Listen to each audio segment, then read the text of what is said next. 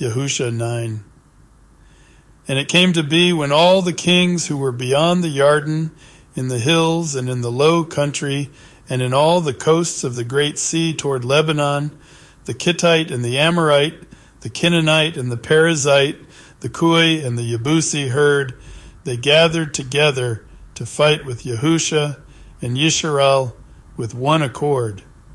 And the inhabitants of Gibeon heard what Yahuah had done to Jericho and Ai, and they acted slyly and went and pretended to be envoys. And they took old sacks on their donkeys, old wineskins, torn and mended, and old and patched sandals on their feet, and old garments on themselves.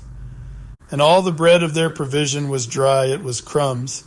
And they went to Yahuah to the camp at Gilgal, and said to him and to the men of Yisrael, We have come from a far land, and now make a covenant with us. But the men of Yisrael said to the Quis, It could be that you dwell in our midst, so how would we make a covenant with you? And they said to Yahuah, We are your servants.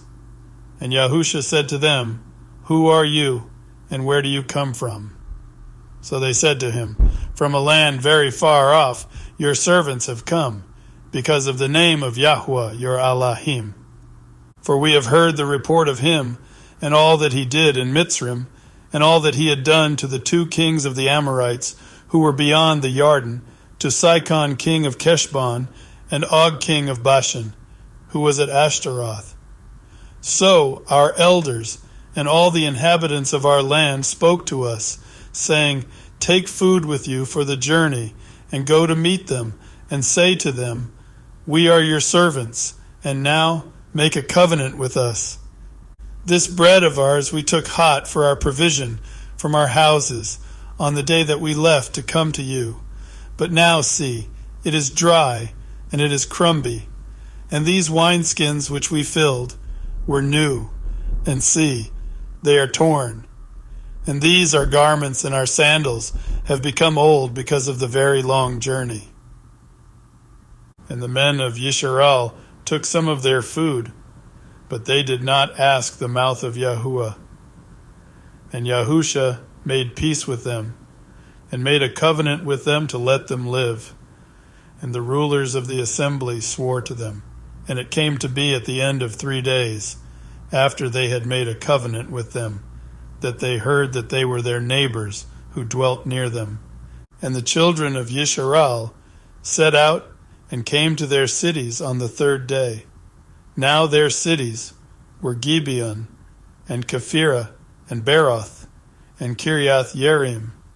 But the children of Yisrael did not smite them, because the rulers of the assembly had sworn to them by Yahuah Elohim of Yisrael.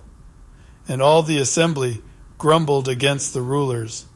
But all the rulers said to all the assembly, We have sworn to them by Yahuah Elohim of Yisrael, and we are unable to touch them now. Let us do this to them. We shall keep them alive, lest wrath be upon us because of the oath which we swore to them. And the rulers said to them, Let them live, but let them be woodcutters and drawers of water for all the assembly, as the rulers had promised them. Then Yahuah called for them, and he spoke to them, saying, Why have you deceived us, saying, We are very far from you, yet you are dwelling in our midst? And now you are cursed, and you shall not cease from being slaves and woodcutters and drawers of water for the house of my Elohim. And they answered Yahuah and said, Your servants were clearly told that Yahuah, your Elohim, commanded his servant Musha to give you all the land and to destroy all the inhabitants of the land from before you. So we were very much afraid for our lives because of you, and have done this deed.